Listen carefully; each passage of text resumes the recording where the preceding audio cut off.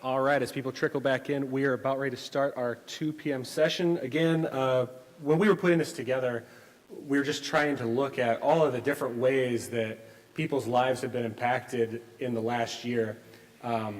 Because when you have a president that can change things with a tweet and do something like impact our trans members of the military or can antagonize a foreign leader, it's a time of instability for so many Americans and so many members of the entire world. So I think that we have a great panel here again in the 2 p.m. session talking about women's rights, health care, voter rights, net neutrality, and LGBTQ rights. We will start things off with River, who was an organizer of the Women's March on Washington. Thanks.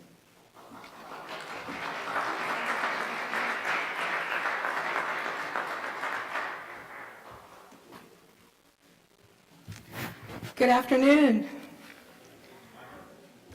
So the title for this talk is Time's Up and #MeToo, Tracing Women's Rights in the Age of Trump and Dismantling Patriarchy. A year ago tomorrow, around 1,500 people gathered on the lawn of the Tippecanoe County Courthouse for the Lafayette rendition of the Women's March on Washington. Kathy Parker, Sarah Rogers, Vicki Weisty, and I made up the small committee that put that event together in under a week. Our Facebook page told us to expect, 300-400 people. Instead, the crowd spilled onto Columbia Street and around the courthouse, obliging the LPD to close the block on the south side of the courthouse. We were amazed. We were thrilled. The energy of that day has sustained us during this last tumultuous year. It's been clear since long before the inauguration that Donald Trump is no friend to women, no fan of women's rights. The pussy grabber in chief not only has failed to pivot to presidential mode, but he has doubled and quadrupled down on many of the issues favored by right-wing conservatives and Christian evangelicals. Egged on and blessed by our former governor, Vice President Pence, the Trump administration has executed a series of orders that directly reversed Obama-era policies. Here's just a few of the actions taken in the last year that have set women, or on the road to setting women, back, both here in the U.S. and indeed around the world. Trump expanded the global gag rule, which prevents health organizations that receive federal funding from even mentioning abortion to the people they help. The gag rule pleases, of course, anti-abortion proponents, but it increases the maternal mortality rate in countries that most need full access to reproductive health care. Trump withheld U.S. funding from the UN Population Fund, which seeks to improve women's and children's health by focusing on obstetrics and neonatal care. If you're committed to the gag rule, presumably you'd want to help women who do want to bring children into the world, but this move makes it clear that Trump and the men surrounding him simply don't care about the lives of women, particularly poor, particularly those that live in Africa and South America. Trump rewarded Mitch McConnell and the Republicans who stole a vacant Supreme Court seat in 2016 by appointing exactly the ideologue they wanted. If Trump gets to make another appointment, we can all probably get ready to kiss Roe v. Wade goodbye. Trump's administration is trying in every way possible to get the birth control coverage requirement of Obamacare. So far, the federal courts have refused to permit this to happen, but we're mistaken if we believe the administration will give up easily. In fact, VP Pence personally scuttled an Obamacare fix that would have represented a significant political compromise because it did not drop the requirement. Anti-abortion lobbyists prevailed on Pence, which we all know that wasn't difficult to do.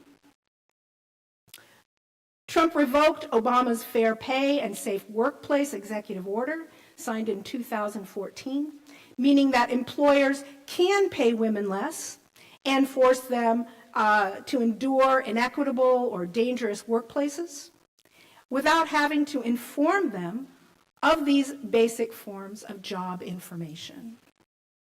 It also repealed Obama's order that employers pay overtime, affecting at least 3.2 million women. Trump not only came to the defense of Bill O'Reilly prior to his resignation from Fox News, he endorsed serial pedophile Roy Moore in the Alabama Senate special election in November. The new tax law will decimate the economic gains made by working women and middle-class families. The Department of Veterans Affairs slashed caregiver support, work often performed, most often performed by women, and eliminated child care for military families. ICE has implemented cruel policies that separate mothers and children and that return parents to their home country, leaving their citizen children behind. The administration has proposed to end data collection for LGBTQ seniors and for the disabled, which undermines efforts to enforce anti-discrimination laws against these groups. LGBTQ and disabled women have higher rates of poverty than cisgendered heterosexuals. Education Secretary, Betsy DeVos, has canceled regulations that require the student loan industry to limit fees they charge. Women entering the workforce under the pay gaps now permitted will have a harder and longer time paying off their loans. By cutting the USDA's budget 21%, Trump ensured that draconian cuts would be made to WIC, food stamps for women and children. Finally, the rhetoric of the campaign and now the White House has sparked a drastic uptick in bullying against children of color, anti-Semitic vandalism, hate speech, KKK leafleting at universities and in cities, including Lafayette. The shithole comment from last week now threatens the prospects of a deal on DACA. Each point I mention here is horrid by itself on multiple levels, but they are all, of course, symptomatic of the deeply entrenched tendrils of patriarchy. We know that Trump is a dangerously foolish prime example of the right's anti-woman worldview. But one need look no further to find evidence that sexism exists on the left as well than during the 2016 presidential elections. Burn the witch and kill the cunt were seen on buttons and T-shirts worn by Sanders supporters. Women Clinton supporters were branded as vaginal voters and were flogged mercilessly en masse on social media sites, so much so that a wide variety of secret groups were formed so they didn't have to face the cruelty of belittlement and harassment. It exists to this day. And Sanders himself did and does precious little to stop them.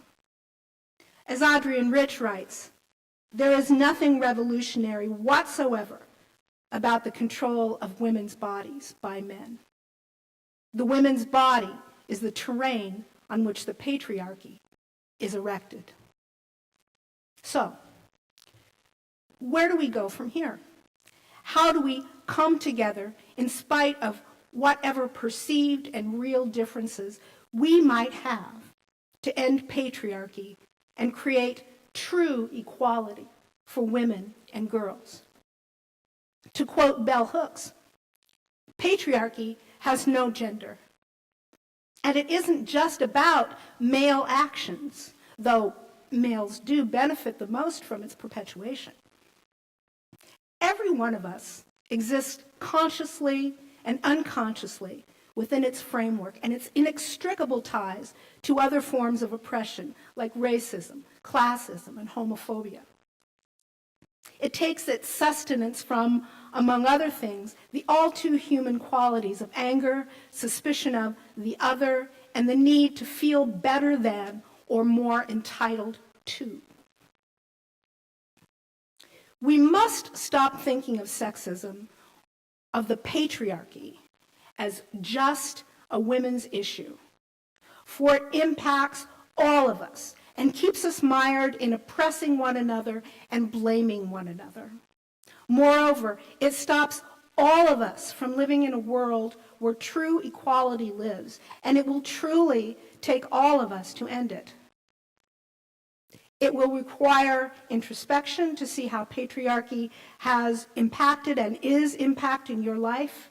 It will require taking responsibility every day to challenge yourself and others. Friends, what smashing the patriarchy requires is hardly different than working toward the end times of any other oppression you can think of. I want to believe that all of us in this room are committed to creating a world where kindness, cooperation, and equality are the binding ethics. I want to believe that all of us are prepared to take fervent and immediate action in our individual and communal lives in blazing a path toward a reality we know can exist, a path away from, once and for all, the war on women. For the long and short of it, I guess what I'm trying to say is that destroying the patriarchy needs to stay or start being a very personal endeavor, central to the resistance and to whatever kind of revolution you hope to create.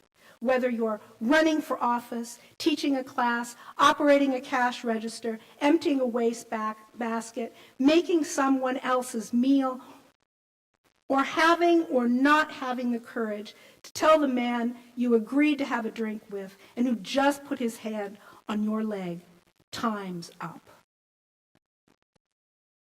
I'll end with Audre Lorde's words.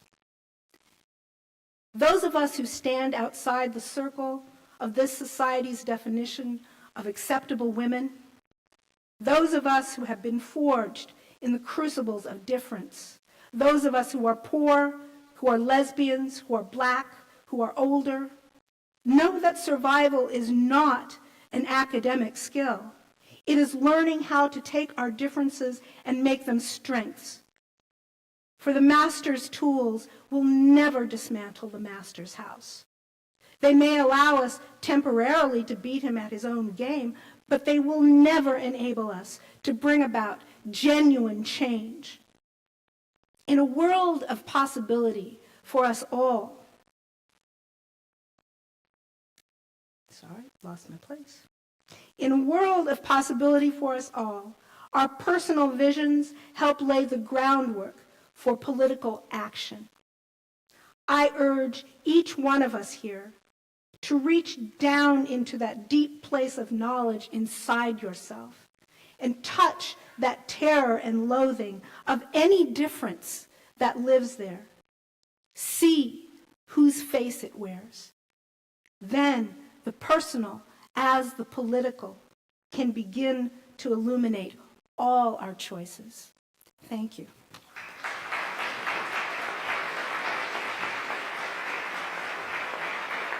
Thank you, River. I think that it is somewhat appropriate that we started this session with women's rights because for all of the different ways that Donald Trump has disrespected women, not just in his presidency, but throughout his life, I firmly believe that if you look at the way, the uptick that organizations like Emily's List have seen in women interested in running for office, committing to running for office, that his legacy at the end of this will be creating, on accident, a generation of leaders in this country that are women.